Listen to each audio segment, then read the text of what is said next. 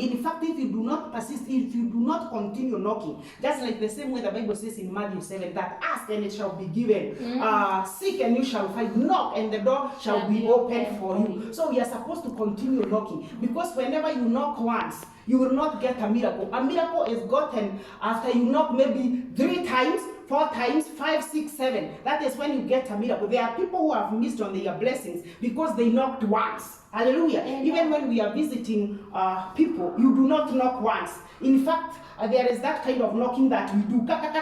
You do not just knock once. You know, when you knock once, there are people who have missed on their blessings because they are only knocking once. You are not supposed to knock once. You are supposed to continue knocking, because the Holy Spirit was ministering to me and telling me that miracles are hidden in the spirit of persistence. Whenever you persist, even doing good works, continue persisting. Continue doing good works. Whenever you do good works, you get a miracle. Like now, if it is giving, there are some times we give, and that is why people forsake this form of worship about giving, because once they give once, they will not give again. They are like, I've not seen anything in my life. You know, they give on Sunday and they expect a miracle from Monday to Sunday, and sometimes you give even for a year without seeing anything. Praise the Lord. Amen. So we are supposed to persist even in giving. We are supposed to persist in good works, whether it is loving, even giving to the needy. At some point you will give to them and you will not experience any blessing in your life, but you are supposed to continue. You are supposed to persist like Ruth, the way she persisted and said, I am going to go with you. I will not be left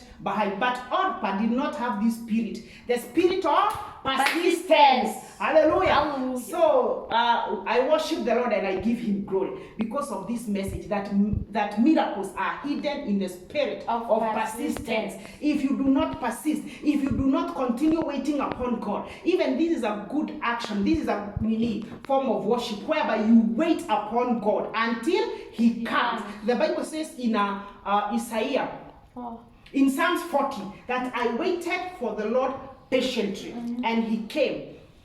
And he heard my prayer. He listened to me and he delivered me from a mere clay and set me upon a rock. That is what the Bible says. So we should continue to persist, waiting upon God, doing good works in prayer and in fasting until he comes. And so Ruth went with Naomi. In fact, she told Naomi that I will go with you. Wherever you go, I will go. Wherever you live, I will live. Your people shall be my people. Your God shall be my God. Wherever you die, I will die. Wherever you are buried, I will be buried. In fact, she made a covenant with this God that your God shall be my God. You know, Naomi had told her that she'd be left in Moab to serve her God. And you know, her God was an idol.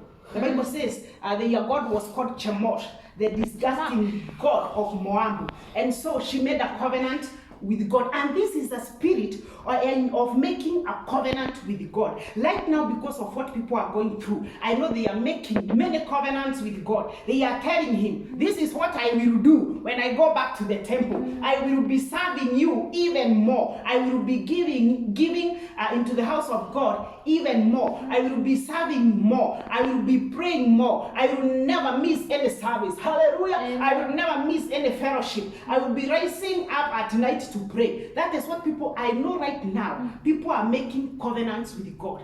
And I pray as they make covenant like Ruth. She was like, your God shall be my God. Wherever you live, I will live. Wherever you die, I will die. Wherever you are buried, I will be buried. And in fact, she fulfilled her promise. Whatever it is that she said, that is what she did. Praise the Lord. Hallelujah. And so whatever it is, I also want to believe that there are many things you are telling God you do when we go back to the temple. Hallelujah. Just like Ruth. You know, she fulfilled the promises that she vowed before God, because she said, your God shall be my God. And so I want to believe that each one of us, there are promises we are giving God and telling him, when I get back to the temple, I have heard you and heard you clearly and loudly. I have heard you. I have seen you. But this time loud, when you get me back to the temple, and when you provide for my needs a time like now, when you protect me, when I go back to the temple, this is what I will do. They are swearing before God, like Ruth did swear before Naomi and before the God of Naomi, that your God shall be my God. And she fulfilled her promises. Praise the Lord.